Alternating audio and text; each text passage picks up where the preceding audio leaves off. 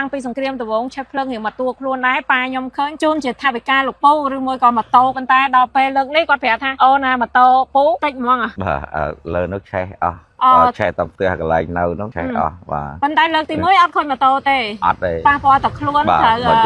មកជំនាញខ្លួនរៀងស្បែករៀងខ្លោចបាទត្រូវមិនហើយជានេះក៏ខូចចាប៉ុន្តែឥឡូវគ្រាន់នេះលោកពូនៅទីជាខាងស្ដាំ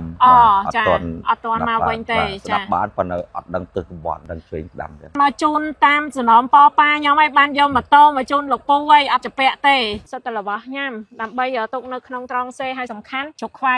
មួយទៅឲ្យពូឡើងលើភ្នំបាទ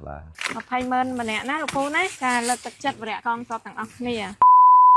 នេះជាលោកពូដែលខ្ញុំប្រហោះគាត់តាំងពីសង្គ្រាមដំបូងព្រោះអីលោកពូដែលគាត់ឆេះភ្លើងតាំងពីសង្គ្រាមដំបូងឆេះភ្លើងរៀងមកតួខ្លួនដែរប៉ាខ្ញុំឃើញគាត់ផ្ដាំខ្ញុំជូនជាថវិកាលោកពូឬមួយក៏ម៉ូតូក៏បានដែរចាពាក់លោកពូចារឿងថាចាពាក់ម៉ូតូនេះថាចង់សប្រៃគាត់អត់ចង់ថាយកម៉ូតូជូនគាត់អីទេចំណាត់ជួបគាត់ថា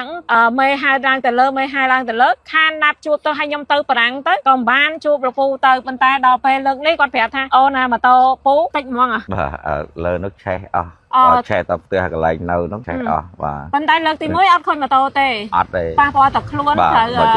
មកជំនាញខ្លួនរៀងស្បែករៀងខ្លោចបាទត្រូវមិនហើយជានេះក៏ខូចចាប៉ុន្តែឥឡូវគ្រាន់នេះលោកពូនៅទីជាខាងស្ដាំ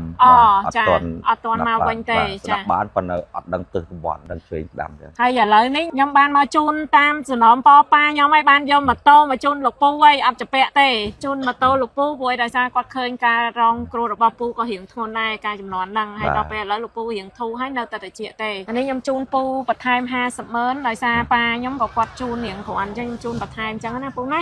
ចាបន្ថែមពីលើម៉ូតូទៀតនិយាយរួមអានេះសិតតាពួកខ្ញុំមើលឃើញលោកពូរបួសធ្ងន់អញ្ចឹងក្រុមលោកពូអាវ៉ាន់ទាំងអស់ហើយនឹងថវិកាជូនម្នាក់តិចទាំងអស់លោកពូបានឃើញថ្ងៃនេះគឺមានគ្រប់មុខពូឃើញហើយមានកោងៀតមានបរិយមានតង់និយាយរួមសិតតាអាវ៉ាន់ប្រជាជនខ្មែរតែគាត់ចូលតាមរយៈខ្ញុំមានចក្រានហ្គាសបាក់យ៉ងសិតតារបស់ញ៉ាំដើម្បីទុកនៅក្នុងត្រង់សេឲ្យសំខាន់ជុកខ្វៃមួយទៅឲ្យពូឡើងលើភ្នំបាទឥឡូវពូទទួលបានម៉ូតូមួយហើយម៉ូតូដែលឆេះឥឡូវទទួលបានម៉ូតូមួយវិញហើយបានថវិកាហើយបានអវ៉ាន់ទៅជូនវរៈលោកពូទៀតដែលទុកនៅក្នុងត្រង់សេដែលតម្រូវការជាក់ស្ដែងលោកពូណាមានទាំងពងទាមានទាំងទឹក Spring Florida ក៏មានទឹកយួរក៏មានហើយសិតតែទឹកចិត្តប្រជាជនខ្មែរទាំងអស់ដែលគាត់ចូលតាមរយៈខ្ញុំហើយសំខាន់មានសរាយសមុទ្រស៊ីបែប៉ារីសទៀតថវិកាទាំងអស់នេះសិតតែទឹកចិត្តប្រជាជនខ្មែរហើយនឹងប៉ាខ្ញុំដែលគាត់ឃើញការលះបង់របស់វរៈកងទ័ពក៏អត់ខ្លាចអីទេទាំងទ្រង់ដើម្បីប្រទេសជាតិអញ្ចឹងពួកខ្ញុំអត់មានអីទេមានជូនលោកពូបន្តិចបន្តួចអញ្ចឹងណាលោកពូពេលនេះខ្ញុំវរៈសេនីត្រីឆៃឈិនជាមេបញ្ជាការរងវរៈណាតូចប្រចាំការនៅទិសតាថាវខ្ញុំបាទក៏មានកិត្តិយសហើយក៏សូមថ្លែងអំណរគុណដល់លោកឪពុកអ្នកម្ដាយលោកជំទាវ